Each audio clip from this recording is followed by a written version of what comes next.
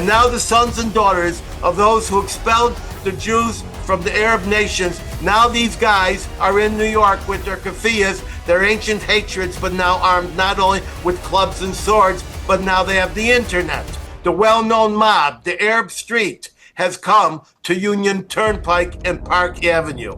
And they have made common cause with socialists, Greens, the radical Democratic base, and plenty more. And now, the Edwin Black Show.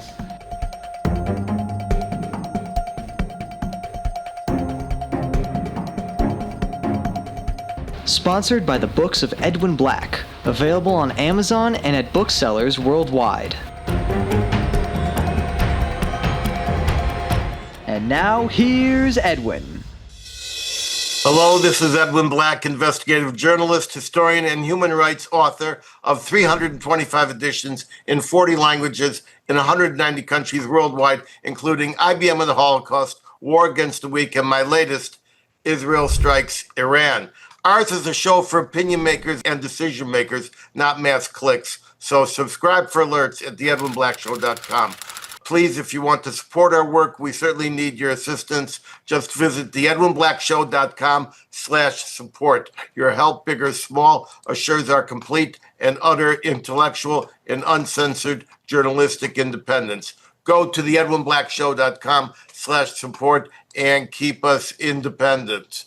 Today's episode is made possible and sponsored without any preconditions, requests, or stipulations by members of the Jewish community of Binghamton, New York, and Kenneth Abramowitz's just released Audible audiobook for his best-selling and prize-nominated book, The Multi-Front War, and that's his third audio edition. The Edwin Black Show, along with our YouTube site, speaks frankly and without tremor to a fragmented world seeking better understanding of our tormented past, our present very, very tense, and a turbulent future still uncertain.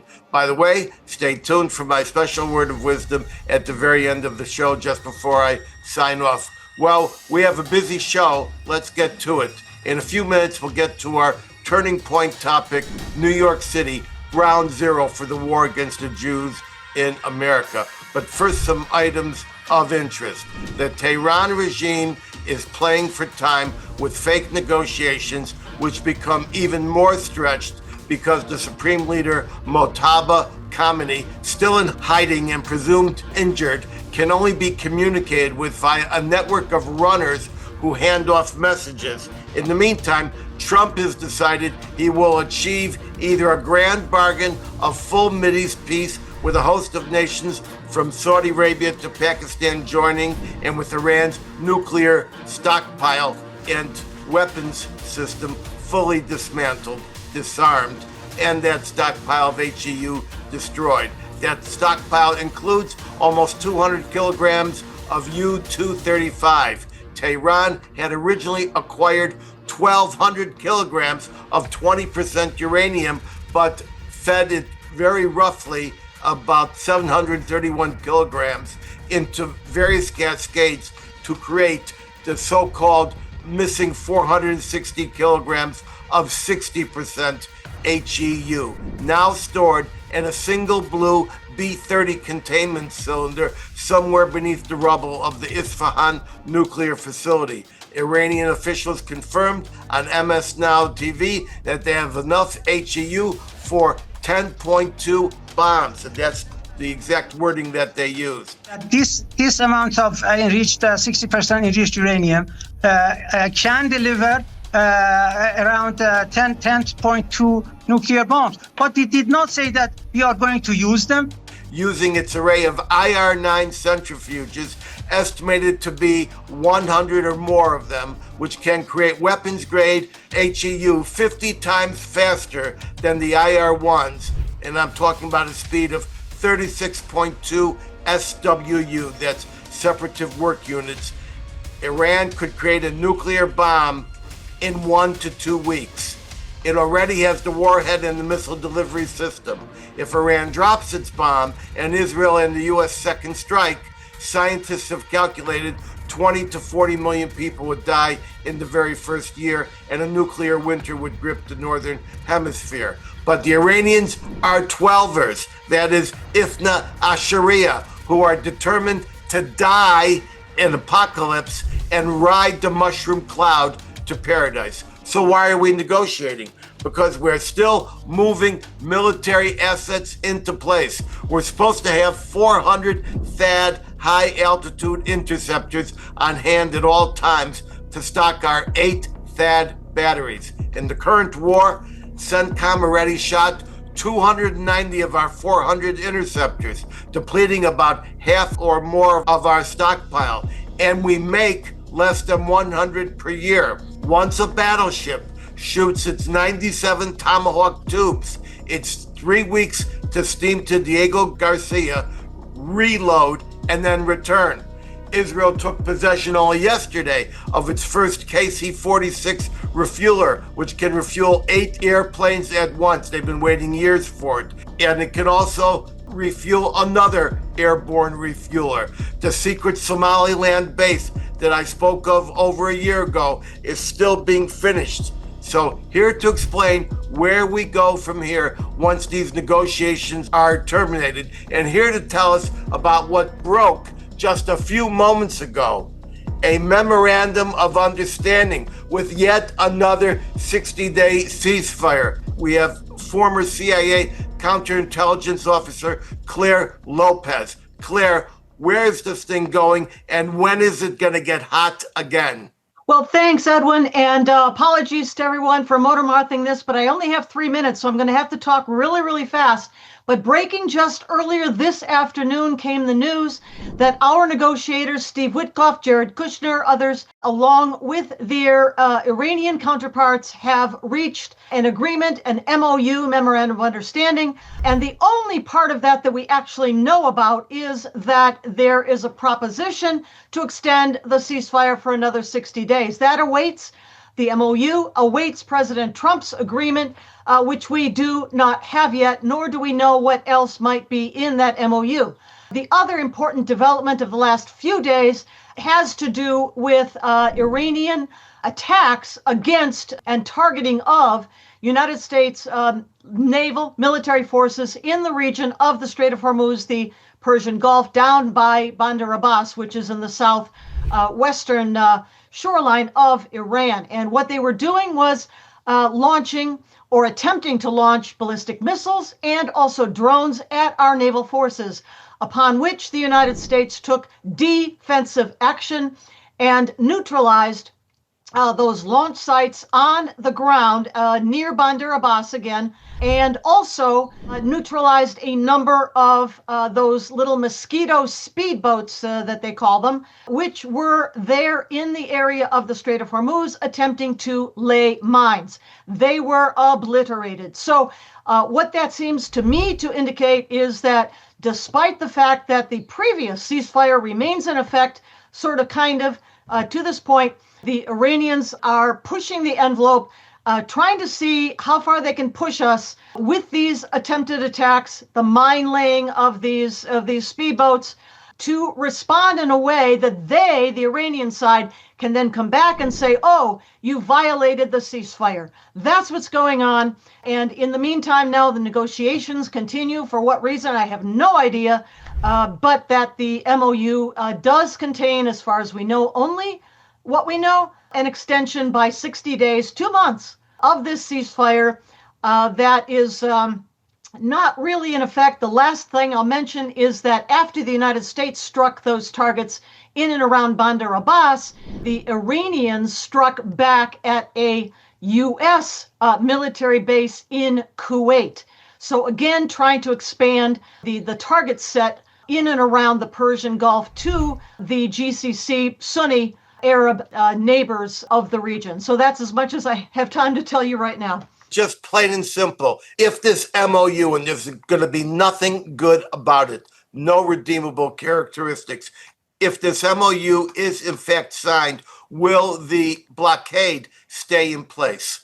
What we do know is that President Trump absolutely will not sign or agree to any kind of an MOU or agreement that does not include, number one, the opening free and fair passage through the Strait of Hormuz, no tolls, no fees for anybody, free passage, just international waterway. They are not permitted to charge tolls in an international waterway. Number two, that the Iranian nuclear weapons program will be eliminated. That means that not only the underground stored HEU that you were talking about, Edwin, but also the actual facilities themselves at Natanz, at Isfahan, at Fordow, that include centrifuges in those great big halls way underground, that they will be dismantled. And finally, the third element of this is that the support for regional Islamic jihadi terror organizations will be ended. I should add one more thing, and that is the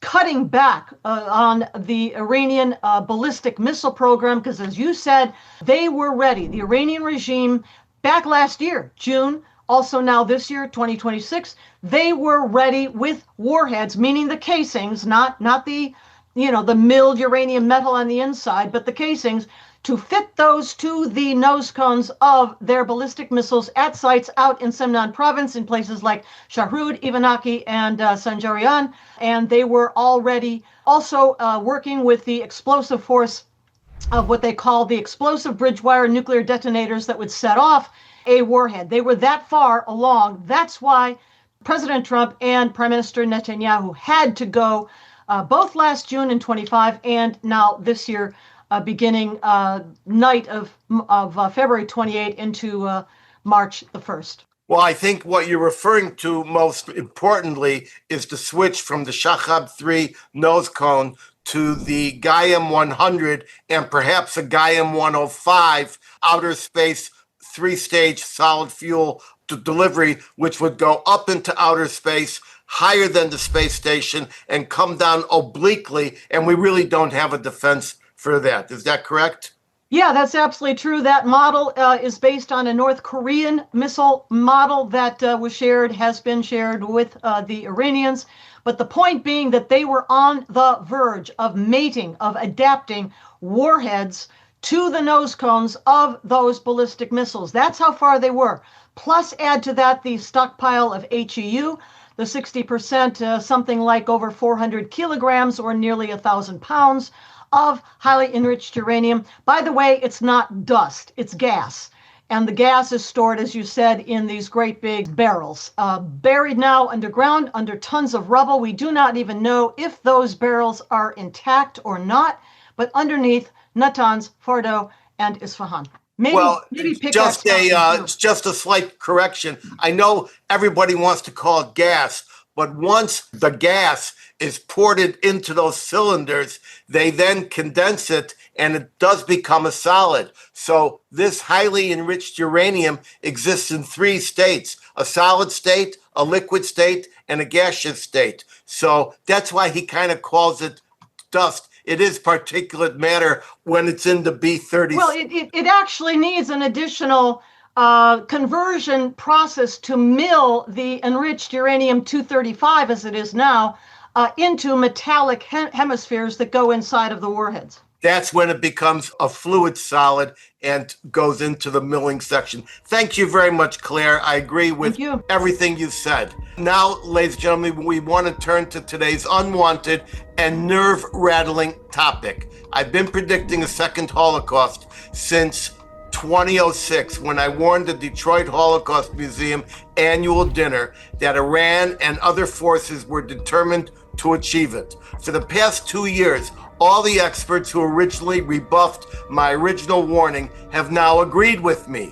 We are in the initial stages of a second global Holocaust. Those who wondered whether this threat was just an intense affliction of anti-Semitism or something more comprehensive are now finding answers. The 6 phases of the Holocaust that I identified in my global bestseller, IBM and the Holocaust, are identification, exclusion, pauperization, then ghettoization, deportation, and of course, extermination. So we have been identified. our personal street addresses, our synagogues, our grocery stores, and even our bagel shops have been mapped and targeted. Consider yourself identified. I refer to the mapping project developed at MIT and now protected in a private server in Scandinavia that has identified all Jewish businesses, schools, and interests in the greater Boston and Massachusetts area. I also refer to the group Palestine Action,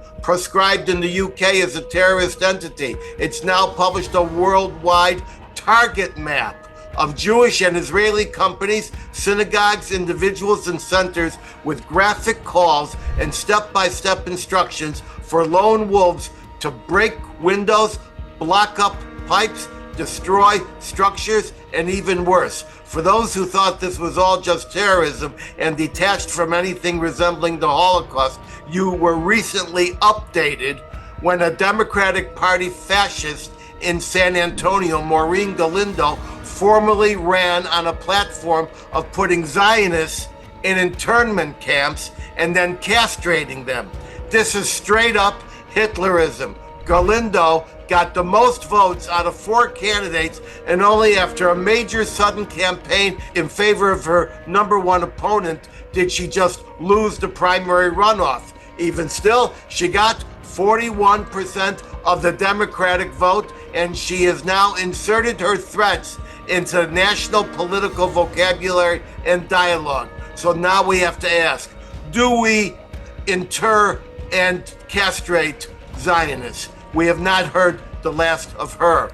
Remember, the darling Democratic candidate for the Senate in Maine, Graham Plattner, has a Nazi tattoo on his chest, now covered up with another tattoo, and he opposes any aid to Israel, and yet he's roundly endorsed by the senior echelon of the Democratic Party.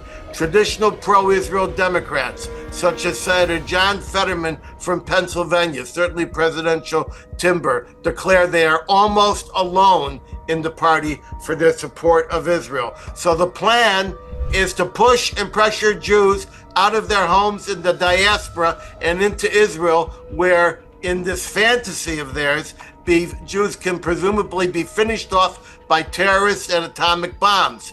Israel will never allow that to happen, since the Jewish state, especially since October 7th, and the new conceptia will not permit itself to be wiped off the map. And further, we will no longer coexist with those who wish to kill Jews.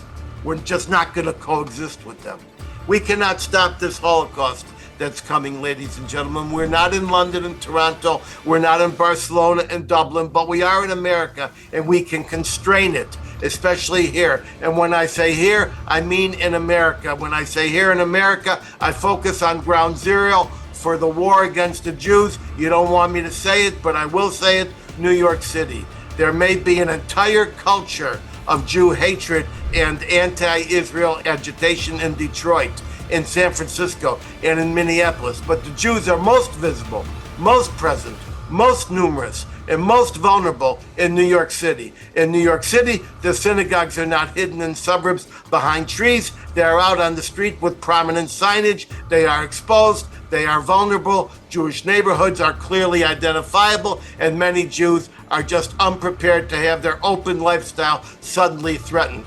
About 960,000 Jews live in the 5 boroughs of New York City, and double that for the 8 collar counties. Too many to threaten, you say? Tell that to my mother and father and the other Jews of Poland, where 3 million Jews lived before World War II. Tell that to the 850,000 Jews in major Arab cities who were all synchronously expelled in the early 1950s, largely to Israel. And now the sons and daughters of those who expelled the Jews from the Arab nations, now these guys are in New York with their keffiyehs, their ancient hatreds, but now armed not only with clubs and swords, but now they have the internet. The well-known mob, the Arab Street, has come to Union Turnpike and Park Avenue. And they have made common cause with socialists, Greens, the radical Democratic base, and plenty more. I don't need to recite the violence and harassment being waged against New York Jews, but a line was crossed days ago when dozens of Arab men went to a Jewish girls' school to ostentatiously pray and by their very presence intimidate young Jewish girls. Don't kid me. This wasn't ecumenical, it was intimidation and has been done by them for centuries. The city council tried to legislate a bubble zone, but Mayor Zoran Mamdani vetoed it. Finally, Governor Kathy Hochul signed a quick 50-foot bubble zone measure around all religious schools and institutions, and that required a last-minute compromise to make it a low-level misdemeanor, not a felony. Let's face it, folks, things are going to get worse because the Israel-hating Zoran Mamdani is giving a permission slip to Jew hatred and allowing them protest permits in and around Jewish neighborhoods and institutions. And those protests quickly become riotous, such as the one that took place in front of the Park Avenue Synagogue. Remember, Mamdani is a 12er, a member of the same Shiite Islamic sect that governs Iran. He believes in facilitating the upheaval that will bring out apocalyptic conflict, thus ushering in paradise. As part of this, he preaches false and incendiary history to the city and its uninformed students and citizenry. Days ago, Mayor Mamdani formally observed Nakba Day, which pretends to mourn the catastrophe, the so-called catastrophe of the establishment of the State of Israel. He declared, quote, "Today marks Nakba Day, an annual day of remembrance to commemorate the expulsion of more than 700,000 Palestinians between 1947 and 1949 during the creation of the State of Israel and the year that followed." That's a lie. You lie. In fact, the Nakba mourns the failure of the Arab armies to exterminate Jews in Jewish Palestine with escaped Nazi officer assistance in 1948, just 3 years after the end of the Holocaust. The UN voted, you will recall, to recommend partition into 2 states, Jewish and Arab, and the Arabs refused to coexist with Jews, who in those days, by the way, were formally and globally referred to as Palestinians. So, with some 2,000 Nazi Gestapo and concentration camp escapees, 6 Arab armies surrounded the new Jewish state in 1948, vowing extermination and to finish the job Hitler had started. And it was led by Hitler's personal partner, Haj Amin al-Husseini. Don't take my word for it. Listen to their own words. Quote, "This will be a war of extermination and a momentous massacre, which will be spoken of like the Mongolian massacres and the Crusades," close quote. That was from Azam Pasha, the first Secretary General of the Arab League. He said that just beforehand in 1947. Quote, "The blood will flow like rivers in the Middle East," said Jamal al-Husseini, the foreign minister of the all-Palestine government, once again in 1947.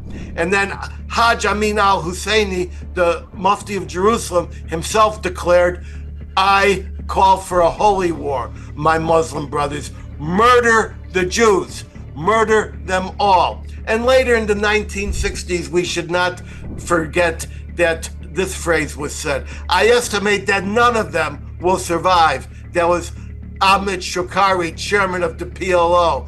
And Hafez al-Assad in Syria said, "Strike this enemy's towns, turn them into dust, and pave the Arab roads with the skulls of Jews," close quote. The existence of Israel, quote, "is an error which must be rectified.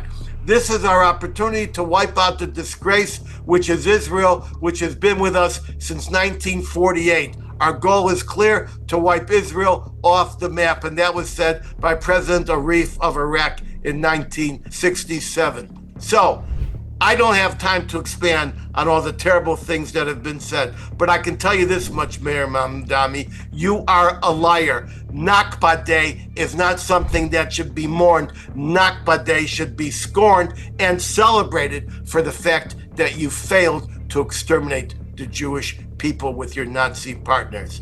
Now what, ladies and gentlemen? I say recall Mamdani.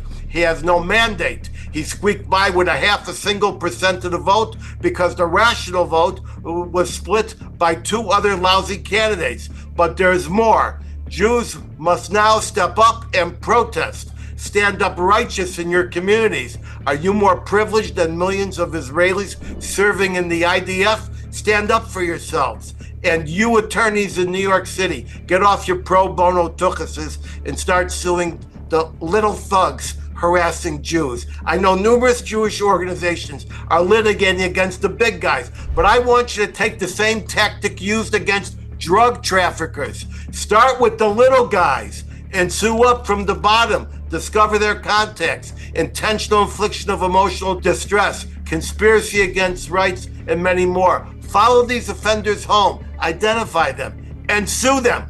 Create a new rights-based existence in New York. Don't seek protection, demand it. Sue for bubble zones over and over again till a judge grants it. It's a matter of community values. Does the community value its Jewish constituents or not? The right to protest cannot override the right to the quiet enjoyment of your residential and neighborhood areas. A learned attorney recently reminded me that the Nazis were permitted in 1977 to march through the residential areas of predominantly Jewish and Holocaust survivor Skokie, a suburb just outside Chicago. Wrong! I was there, and I mean I was a central figure. Skokie and the county sheriff refused to let them march through the neighborhoods of Skokie. They were confined to one short block in front of the city hall and the steps of the city hall. I was on those steps. The Confederate flags came down because we valued black people and decried the Civil War that sought to retain British slavery and Dixiecrat Democrat racism. In Maryland, there are protected areas such as public buildings and schoolyards where guns permitted by law may not be possessed. Why? Because we value human life. The FACE Act protects access to a class of people, those seeking abortions at legal clinics. Try marching through Harlem with a KKK flag. Go to Dearborn, Michigan, and try to harass a mosque. If you think the current legal standards are insufficient, challenge them and challenge them again and again until you change them. That is what law is all about. Jews themselves have also created mass confusion. We have golden calf Jews being spun out semester after semester by the Jewish Theological Seminary in New York City. The president of Israel, Isaac Herzog, recently canceled his commencement address because of Jewish student protest. Other Jewish protesters, such as If Not Now, use their Jewish identity to harass Israel-loving Jews and Christians. All these self-hating Jews are descended from the same moral repugnance that led to the golden calf, and they perished in God's chasm. And we as a people must loud and clearly indicate that they are a fringe. The same goes for 2 Hasidic sects. The Satmar Jews with their big furry hats that Mamdani loves to take pictures with, and the Naturi Karta Dini clan that loves to wave Palestinian flags and march with their Arab allies. This confuses the public and confuses more young Jews who need more knowledge and intellectual strength. Plus, we need to tell our neighbors who we actually are, and we need to tell them correctly. What does being Jewish mean? What is Judaism? Judaism is one thing and one word: equality. We believe in justice, equality, and good deeds in the here and now. The Jewish invention, an eye for an eye and a tooth for a tooth, not a measure of vengeance. It is an expression of equality. One eye and one tooth, no matter who possesses it, powerful or meek, is equal to every other eye and tooth. That is the quintessence of Judaism and Jewish justice. That was the revolution of the Exodus. Democracy was born in the desert with the first judge and concept of a fair judicial system. And we believe in having a day off. We call it Shabbat, and everybody gets one. The mighty prophet and the lowly farmer. And we are not a chosen people. We are a mandated people. God chose us for a mandate to bring the concept of equality, justice, and a day of rest for all people. This is only the beginning of our conversation about this important topic. New York, you are ground zero for that bad thing coming. It's not around the corner. It's here. The emergency is now, not next year. Now, I left out 99% that I swore I would include, but I must now yield to one of America's best defenders of Jewish civil rights. I give you esteemed litigator and leader. I give you Alyza Lewin, U.S. President of Combat Anti-Semitism Movement. If you know our next up, Alyza, take the frame and tell us. Wow, Edwin, what a recitation. First of all, thank you. It's a pleasure to be here. Next steps. The truth is you are correct about New York City. One of the biggest problems, though, in New York City is that New York City has a mayor that does not recognize a major component of the anti-Semitism facing Jews today as anti-Semitism. And what I mean by that is that Mayor Mamdani said just last week or just before Shavuot, when he had his event at Gracie Mansion, he talked about how Jews should be protected from the anti-Semitism that targets them on the basis of their faith and how they dress. That narrow definition of anti-Semitism, right, fails to protect Jews from the kind of anti-Semitism that many New Yorkers are experiencing today.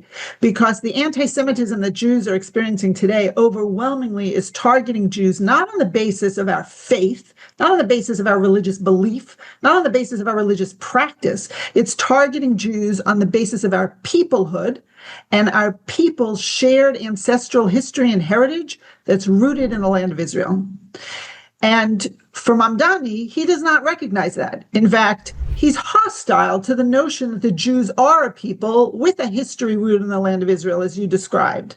And when Jews are targeted by folks who are hostile to the very notion that Jews should say, wait a minute, we are a people, and as a people, we are not only connected to Jews around the globe today, including Jews in Israel, but we are also connected to Jews throughout history, right? Our Jewish ancestors, we go back to the Bible. Abraham, Isaac, and Jacob are our forefathers, right?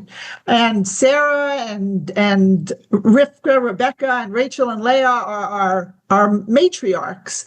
And our story, right, our shared ancestry is deeply rooted in the land of Israel. You cannot separate the history and heritage of the Jewish people from the land of Israel. And today, what happens is anyone who recognizes that the Jews are a people indigenous to Judea, that we are a people with roots in the land of Israel, is automatically branded a quote-unquote Zionist.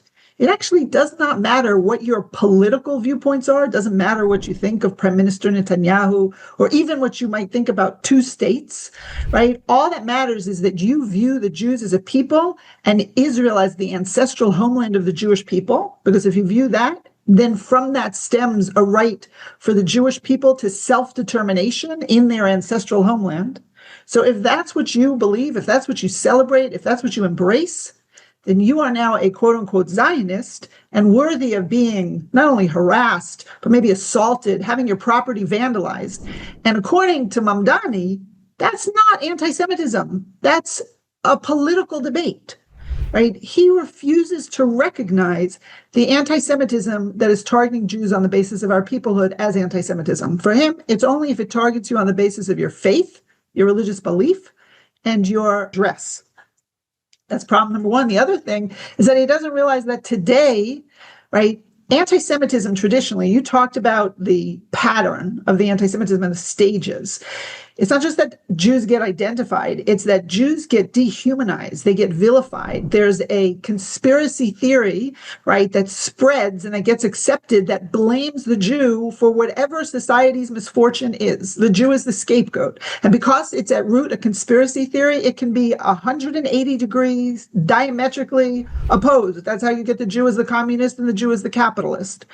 But the idea is that whatever is in my way, right? Whatever it stands between me and utopia, it's the Jew.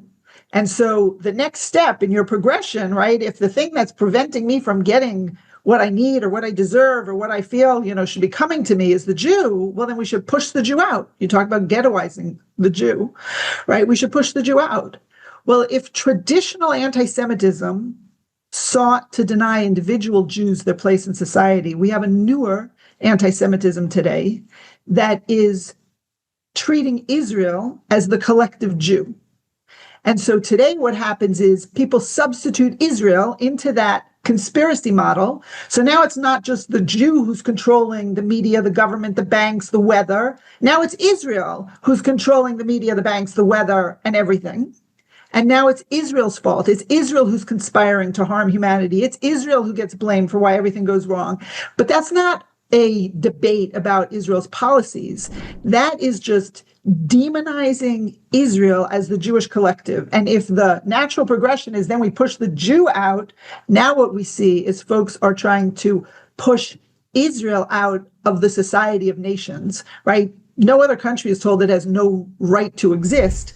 Israel's told, we've got to get rid of Israel, because if we only got rid of that Jewish state, the world would be a perfect place. We'd have utopia, right? So those are the types of anti-Semitism that the New York mayor is refusing to recognize. And unless and until those forms of anti-Semitism get recognized for what they are, the Jews are not going to be protected in New York City. Alyza, well said, unfortunately accurate. Alyza, quickly, what can we do litigationally to stand up for the Jews and protect Jewish neighborhoods, communities, schools, bagel shops, just the street? Go ahead.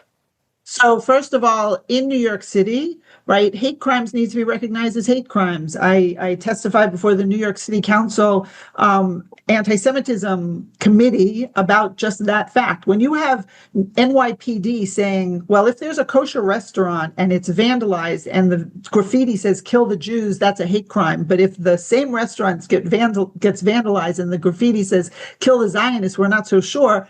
That's a problem. And so we need to be making sure that our police force knows and is trained to recognize the anti-Semitism, as I say, what it means to target a Zionist. That's number one. Number two, the buffer zone, that's important. You know, it would have been nicer if it were a harsher penalty. But if we recognize that it's important, for example, to protect polling places, folks are going to vote. And the idea was they should be able to vote in peace. So we put 100-foot buffer zone around those polling stations. Certainly when people go to engage in their, religious study and religious worship, that should be as deserving as so much, as protection to make sure that people can worship and study in peace. And so the buffer zones, I think, are essential. As far as the legal protections, you see that now. You see the folks who are filing the cases against those who are actively engaging in the harassment and discrimination of Jews. They are violating the civil rights of Jews. They are threatening Jews. People need to understand that if folks are out there celebrating violence against Jews, celebrating October 7th, the most brutal, barbaric massacre of Jews since the Holocaust, and hoping that that happens again and again, that the Intifada, which was also the murder and death of Jews, should happen around the world over and over and over again. If that's not recognized as the intimidation and the threats, that's what needs to happen. And so we should be bringing those cases, as you were saying, against the individual perpetrators who are clearly violating the civil rights of the Jews in New York and elsewhere. Just one question to finish up. Are you confident or are you not confident for the Jews of New York City? Sadly, not confident. Not confident. There are pockets where people are beginning to recognize this, but I think the Jews as a whole, what I would say is we need to start repeating as a mantra, right? We are a people. We have a history and a heritage rooted in the land of Israel. Stop trying to erase and deny that. We see a narrative that has taken root that says you folks are only a faith. You're only a religion. You're not a people. You have no history in the land of Israel. You showed up in 1948 as white colonizers and stole the land from the indigenous people as this distorted, lying narrative that's being spread. And we need to recognize the danger of that narrative. We need to, we shouldn't sit back and think it's obvious. I've spoken to people who said, what do you want? It's obvious that we're people. It's obvious that we have a history in the land of Israel.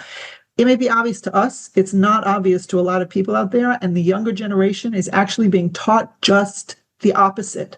And so if we don't start shouting, I once spoke to an Israeli who said to me, I said, why don't you talk about how you're part of a people and that your people's history is rooted in this land? Look at the archaeology. And they said, you're asking me to say something so obvious. It's as if asking me to say I have two ears.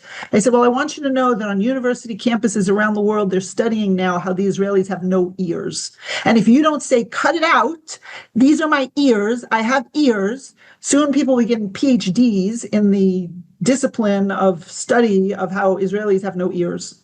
So we need to start shouting back at every opportunity we have. Yes, we can try and respond to the outrageous conspiracy theory of the day, but we should always be saying, stop trying to demonize me because I'm celebrating and embracing Jewish peoplehood, Jewish history, Jewish heritage, rooted in the land of Israel. That is my people's ancestral homeland. It will always be my people's ancestral homeland. You have no right to try and demand that somehow I disavow the history and heritage of my people in order to fully engage safely in society today. That needs to be our message. Let's remember that the Arabs are from Arabia and the Jews are from Judea. Thank you very much, Alyza Lewin. Now for a report from the neighborhoods. I give you a man involved in the recent spate of righteous Jewish protests organized not by major Jewish organizations who are currently paralyzed by their keyboards and position papers, but by the real Jews of New York, the grassroots Jews. I give you Daniel Rosen. Take the camera and tell us what's what in the Jewish hood. Hi, Edwin. I appreciate the time. There's a lot to say, but one of the tools that we have to have in our tool belt is the ability to organize. There are lots of things we have to do. We got to do things, in terms of lawfare and otherwise. But what I've been involved with just today, in fact, I just got done with it. We had an event at that bagel store that you referred to called Bagels & Co. And essentially, we organized the community. We had a few local schools, like Central High School and another school that doesn't want to be mentioned. We had a bunch of synagogues and medium-sized Jewish organizations who all came together. We had about 250 people came.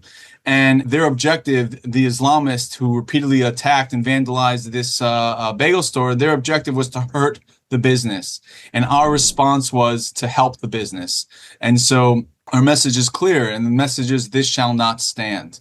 And basically, you cannot come into our neighborhood, you cannot act in these disgusting, vile ways and expect our community, the greater community, to not have an organized response. And so that's what we did. The wonderful event, CBS News was there, New York Post was there. I believe Alex JNS, I'm talking to Miss Nussbaum, is going to write something about it. So, if a tree falls in the woods, but there's nobody there to see it, doesn't make a noise. And we feel like we got some good press with that. Just to add on to that, we at Impact, which is the group that I'm president of, basically have been mobilizing both online and offline. We just recently were co-sponsored an event in front of the Gracie Mansion, which got about 1,000 people. You had all kinds of people, young people, middle-aged people, older people, influencers, and it was really effective. Tremendous coverage on that. 2.5 weeks ago, we had an event in Forest Hills, and that was in response to the swastikas in Forest Hills. Again, we brought the community together, Chazak, Emet, Rage, a bunch of synagogues in the area, and we had, again, about 200 people. And the key here is this. This is the important takeaway here. You asked, Edwin, what can we do? And it's really important, and the organization I'm president of is working really hard on this, is to organize our community. And 2 3/4 years ago, our community was very slow to respond. And I can tell you something that you all might not know. There's something happening. There's like an energy in the air going on. And there are groups like mine and End Jew Hatred and a number of others who have been doing things in clusters, I would say. And something new is happening now where we're kind of coalescing and coming together. And it's actually a very positive development, I can tell you. So are you telling me you're starting to wake up there in New York City and in Queens? Yes, that's what I'm telling you. I'm telling you that there's a strong demand for this type of activity. I'm telling you that the major Jewish organizations, while we appreciate them and we do work with them, they require lots of hoops to jump through. And we just cut straight through the hoops. And the key here is like this, right? Yes, we're being reactive to some extent, but the point is these types of attacks and intimidations, they grow and they grow and they grow. And if you just do nothing about them, it becomes overwhelming. And so our new strategy really is when these type of things are happening, whether it be in Brooklyn, whether it be in Queens, we have to come together, organize, and mobilize. Organize to mobilize. That's the phrase. And the more we do that, we send a message to our friends and our foes alike that this shall not stand, and we won't put up with it without an organized response. At Bagel & Co., which has, it's on the corner of a Union Turnpike in what, 88th? 188th, yep. 188th. It's got these giant Israeli flags on it. Was the Hillcrest Jewish Center part of your protest gathering? No, we had the Young Israel of Holliswood, and we had the Young Israel of Jamaica Estates, and we had the Queens Community Relations Council was part of it. We have Chazak, Emet, again, Central High School, another school which doesn't want to be mentioned, and then we had a whole bevy of representation from different local politicians, and like I said, we had a nice presence as well. All right, so you get in touch with the Hillcrest Jewish Center and talk to the Chazanit. Okay, tell her what show you were on. Okay. Now, let me ask you, what kind of help, richtig, real help, are you getting from the ADL, the so-called American Jewish Committee, whatever that is, the Federation, the so-called American Jewish Congress? I have no idea what they're doing. What kind of real help are you getting from these guys? Well, let me first say JNS has been very helpful. Let me say that. I want to thank Alex because he's been one of our supporters from the beginning, and they have been very helpful. So let me just acknowledge that. As far as the other major Jewish organizations, to be fair, the UJ Federation of New York gave us our initial seed funding. Okay, very, very generously. So they've had a vision on that. So let me be fair about that. We have been in touch with ADL. They are currently working with us on our app, which I didn't even get a chance to tell you about our app, which is really the engine behind what we're doing.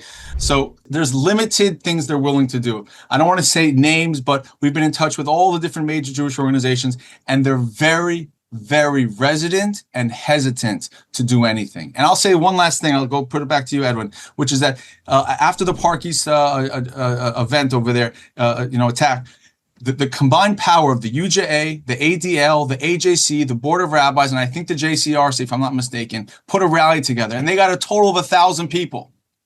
That's all they were able to muster. Now, the other night in Gracie Mansion, we had almost 1,000 people, and we don't have hundreds of millions of dollars being funneled through us. So there's really a question about what is their real capability to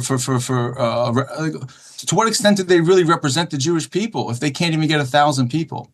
That's a question that needs to be answered. Well, let me give you this little piece of advice. Don't ask for permission. Keep doing what you're doing. Thank you very much, and I'll see you up there on a Union Turnpike. Now, ladies and gentlemen, we saved the best for last. A man with his hand on the pulse of the Jewish people and all its intricacies. He knows the value of genuine information, and he heads up one of the single most important institutions in the Jewish world. I give you Alex Traiman, Jerusalem Bureau Chief and COO of Jewish News Service. That's JNS, just referred to by our friend, Mr. Rosen. That's our community's #1 news source. Everyone should be clicking it today. Take the camera, Alex, and tell us what's on your mind. Well, thank you so much, Edwin. And it's a real privilege to be with such brilliant, I would say, panelists who came before me, particularly those that I've worked with in the past. Yourself, Edwin, unbelievable introduction. Clare Lopez, who I've worked with over a course of many years. Alyza, Lewin, who's a dear friend, and also Daniel Rosen. It's very, very powerful. I think that really the reason why you have me here today is just because so much of what's happening on the policy level is also being paralleled on the information battlefield. And really that the seeds have been planted long ago on the information battlefield, that we see it taking place and manifesting itself now on the university campuses. But these were, as Clare can explain probably even better than I, these were investments that were made in the university campuses decades ago. The Qataris, the Saudis, Chinese, and others, affecting the Middle Eastern studies programs on university campuses, hand selecting the professors and the deans, and then also picking Title VI universities specifically because they get federal funding to create curriculums in grade schools and social studies books for grade schools. But it's not only in the university settings, it's also in the media, particularly mainstream media. I would say the tip of the spear there is Al Jazeera. with budgets ranging in the high hundreds of millions, even as much as potentially $1 billion a year, funded specifically by Qatar. But it's not just Al Jazeera. You have the Associated Press, you have Reuters, you have the New York Times, BBC, Guardian, all the others that are consistently working to delegitimize, demonize the state of Israel, to turn the public and particularly young people against Israel. And what you're seeing is that the graduates, the consumers of this media and the graduates of these Middle Eastern studies programs, they go on to be the school teachers. They go on to be the next level university professors. They go on to be the next congressmen and senators, and they go on to be the next mayors of New York City. So, this has been a sophisticated effort. The Prime Minister of Israel has called the information battlefront the eighth front of the war. But actually, if you look carefully, you could see that this might be the first battlefront, because it's the only battlefront where our enemies actually hoped and expected that they could defeat Israel and the Jewish people. And it's the only front in which they have actually outspent dramatically Israel and the Jewish people, to the extent that on this battlefront, it is our enemies that have the qualitative and the quantitative military edge. And I should say that we're all getting together in a couple of weeks at the extraordinary JNS Policy Summit in Jerusalem at the Waldorf Astoria, which you are heading up, and I'm the chair of the Narrative Forum, because narrative is the true war. Narrative has been plaguing the Jewish people since the Council of Nicaea, when the false statement of the Jews crucifying Christ was first postulated. This to cover, of course, for Rome.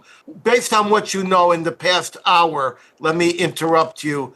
What do you know about this MOU, and what's the reaction at the government and the streets of Jerusalem? Well, I think a lot of Israelis wanted Israel and the United States to go forward and to attempt to finish the job and thoroughly and formally overthrow the Islamic Republic of Iran. But there's big question marks as to whether you can actually overthrow a republic from the air. The way that we see that the IRGC holds its control over the people of Iran, which is the same how Hezbollah terrorizes the society in Lebanon, the same way that Hamas holds on to power inside the war-torn Gaza Strip, is with guns. And what you're seeing is that you actually can't defeat guns with F-35s. And for President Trump, I believe that he told Prime Minister Netanyahu from the outset of this conflict, I will give you 5 or 6 weeks of military support to hit the targets that you want to hit, which are all of the known military reactors and installations, to hit as much of the ballistic missile factory capabilities and storehouses that were identified, to take out the top leadership of the Islamic Republic, all the way up to and including Supreme Leader Ali Khamenei. And all of that happened. And it happened with Israel and the United States flying side by side. It happened utilizing approximately 50 refueling tankers that the United States was able to provide that Israel simply didn't have, essentially creating a 24/7 gas station in the sky for Israeli and United States fighter jets to hit targets. Iran had to absorb what I believe is one of the, if not the largest air campaign in the history of military over 6 weeks. And yet you see that the regime is still in place. I believe President Trump was hoping perhaps that the conditions would have been created to see the Iranians go back out into the streets and try to take over their country. But they went into the streets back in January. We saw, the president says, as many as 40,000 were gunned down by IRGC and Basij. And so meanwhile, the Iranian people remain inside their homes, not willing to go out and to risk being killed again. So the president looking for a way now out of this conflict. For him, obviously, the most important, as Clare referred to earlier on, is the opening of the Straits of Hormuz. That is a complete and total red line for the president. He has many allies in the Middle East that rely on the Persian Gulf. European nations rely on oil coming from the Persian Gulf, so he has to open that up. But if he can get to an end of the conflict right now with a negotiated settlement, it's clear that that is his preference. And so while a lot of Americans and Israelis might be upset that the president is not going to finish the job, I do believe that the president gave Israel everything that it asked for in the beginning. And we're just going to have to now look for other methods of trying to further weaken this Islamic Republic through covert means, potentially through getting weapons onto the ground inside Iran, whether that is gifted to the opposition forces there or potentially to Iraqi Kurds or others that might be able to take this campaign on to the next level. Clare, do you want to add to anything that our friend Alex said about this MOU? Go ahead. Well, thank you, and thanks, Alex, for the for all of your comments there. I was just going to piggyback on what he added there right at the end, and that is that at this point in the operation Roaring Lion, Israel, and Epic Fury for the United States, the only thing that at least we don't see it that may be missing is what Alex was just saying, and that is support to the internal resistance inside of Iran. I don't mean giving guns to every Bazari baker and bus driver. They wouldn't know which end to use. They wouldn't know what to do with them. But there are armed and battle-hardened groups inside of Iran that have been fighting this regime for 47 years. And I would include among those the Baluchis, the Kurds, probably the Azeris as well, and certainly the Ahwaz Arabs, and above all, the Mujahideen Khalq. The ethnic groups are arrayed geographically around the periphery of Iran. The MEK has forces organized, rank battle-hardened inside of every one of Iran's 31 provinces. I don't know, and maybe we shouldn't know, if the United States is providing assistance to these groups. I taught for 4 years at Fort Bragg. I taught the Special Forces at the John F. Kennedy School of Unconventional Warfare how to be unconventional warriors, along with 2 other guys, former agency likewise. And the point being that their forte is to work cross-border insurgency operations allied with supporting the internal resistance insurgency forces. In this case, as I said, the ethnic minority groups, particularly, I would say, the Kurds, above all the Kurds, the others, yes, and certainly the MEK, the Mujahideen Khalq. Don't know if that's happening, but that's the next step. If as Alex says exactly, you can't bring down a regime solely with air power from the sky. It's got to be on the ground, and it's not going to be American boots on the ground. They have the boots on the ground, and they don't want ours. They want to do this for themselves. The Iranian people consider their responsibility to overthrow this regime and replace it with one of their own free and fair election choosing.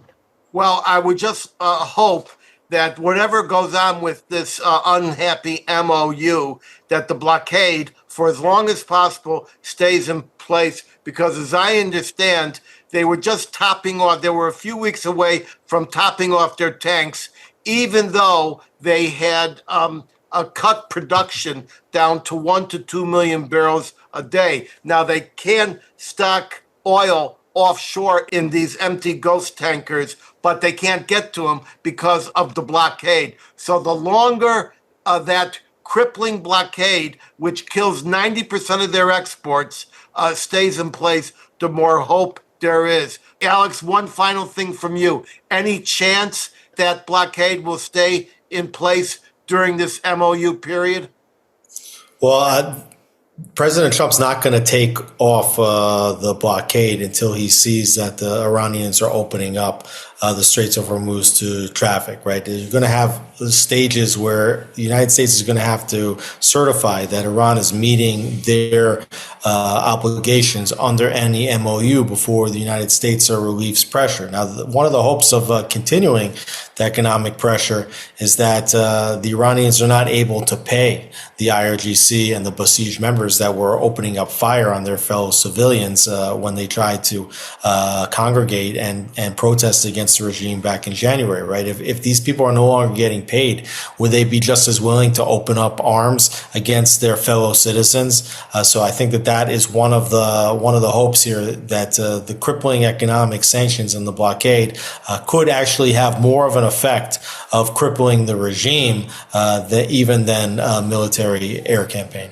And I agree, and you can echo that for the subsidies and financing going to the Yemen Houthis and the Lebanese Hezbollah. Ladies and gentlemen, we're out of time. I want you to hold for my closing word of wisdom, just 2 minutes away. But first, I want to thank my very brilliant guests, Alex Traiman, Alyza, Lewin, Clare, Lopez, and Daniel Rosen. Plus, I want to thank my talented international team, including Richard in the Philippines, Virginia in New Jersey, Christine in Indiana, Wes in San Francisco, Holly in Nashville, and many others in numerous additional cities around the world. I'll see everyone back here actually, you won't see me back here. You'll see me in Jerusalem in 2 weeks at 3 p.m. Eastern. You want to be a friend of The Edwin Black Show? Go to theedwinblackshow.com/support. Keep me independent. You want to hear me in person? Consult my events page at edwinblack.com. Until then, head over to any Barnes & Noble in the USA or any Amazon, Walmart, iTunes, Google, Kobo, or Audible.com platform in 190 countries across this roiling, toiling, boiling planet, where you can find any of my 325 book editions, such as IBM and the Holocaust, and my latest, Israel Strikes Iran. You want an autographed copy? Hit edwinblack.com and click books.